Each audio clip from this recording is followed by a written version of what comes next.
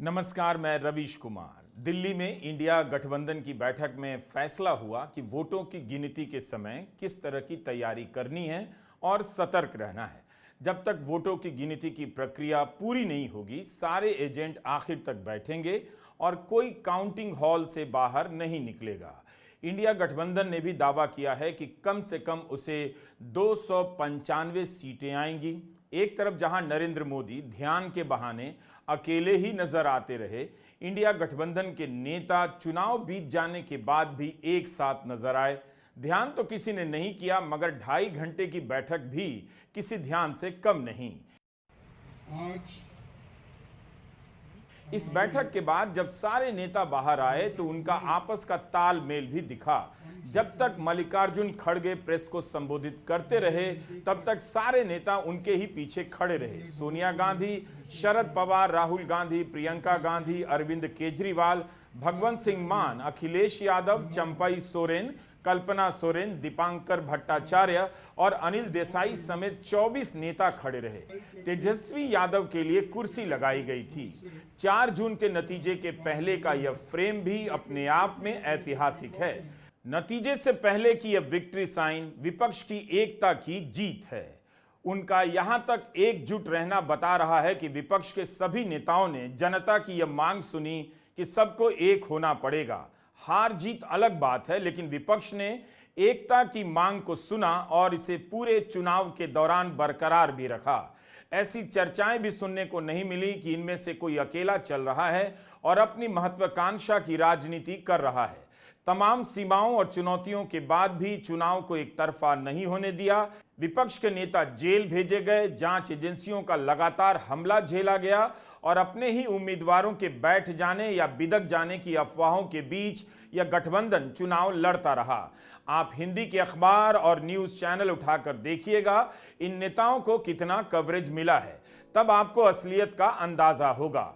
पर इस हाल में भी इस गठबंधन ने चुनाव को मुद्दों पर बनाए रखा, यही इनकी बड़ी उपलब्धि है। इन नेताओं ने इस वक्त की राजनीतिक चुनौतियों के लिए अपने सारे मतभेद भुला दिए।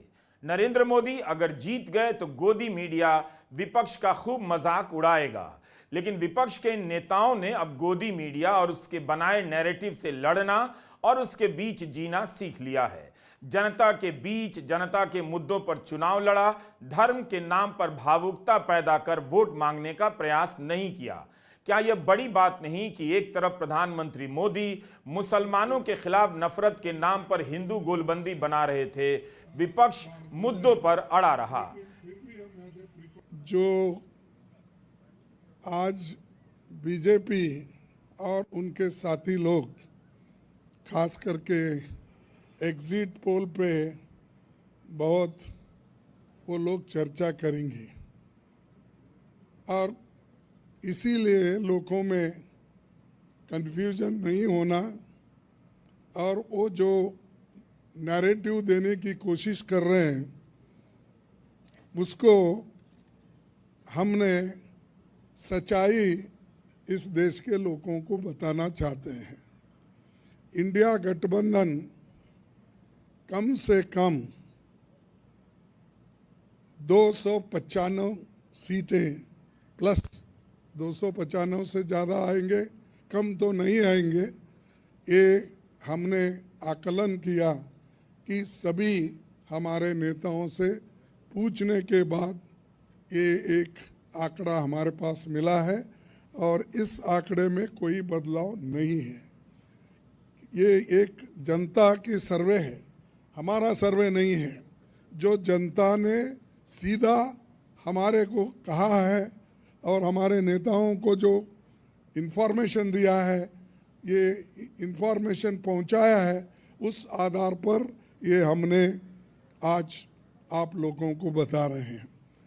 सरकारी सर्वे तो होते हैं क्योंकि उनके पास बहुत से आंकड़े बनाने का, बिगाड़ने का ये पहले से भी है और उनके चंद जो मीडिया के दोस्त हैं उसको हाई फाई करके वो भी लोग बताते हैं। इसीलिए हम आपको सत्य बताना, रियलिटी बताना, जनता का क्या मन है, जनता जो कहती है वो हम आपके सामने रख रहे हैं। 4 जून को पता चलेगा कि 295 सीटों का आंकड़ा सच्चाई के कितना करीब था। मगर यह बात भी नोट करने लायक है कि इस चुनाव में विपक्ष उम्मीद कर रहा है। अभी तक के 2 चुनाव में विपक्ष ने उम्मीद खो दी थी। यह इस चुनाव की बड़ी जीत में से एक है।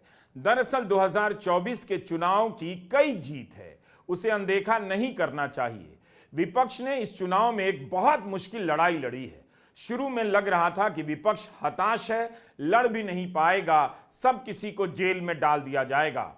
विपक्ष का मजाक उड़ाना बहुत आसान है, लेकिन बिना विपक्ष के कोई भी लोकतंत्र नहीं रह जाता। हर किसी को लगता था कि कुछ भी हो जाए विपक्ष एकजुट नहीं होगा, लेकिन विपक्ष ने इस असंभव को संभव कर दिखाया। भले ही नरेंद्र मोदी की जीत के दावे किए जा रहे हैं, मगर उनके पाले का गठबंधन इस चुनाव में बिखर गया। पुराने साथी नजर नहीं आए। अपने ही पुराने सहयोगियों को तोड़ ताड़ कर बीजेपी का गठबंधन बना है। मल्लिकार्जुन खड़गे ने कहा कि 2 जून को चुनाव आयोग से समय मांगा गया है। मैं आपका धन्यवाद करता हूं, क्योंकि हमने इतनी कोशिश इकट्ठा होके हमने की है, और ये इकट्ठा होने के वजह से आज ये फिगर आपके सामने हम रख रहे।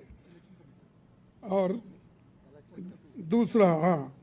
दूसरा इलेक्शन कमीशन के पास भी हम जाएंगे, हम बताएंगे, क्योंकि पहले बैलेट पेपर चंद जगह बाद में गिनते थे, उसमें भी गड़बड़ी हो सकती थी, और दूसरे चीज़ों में भी गड़बड़ी हो सकती थी।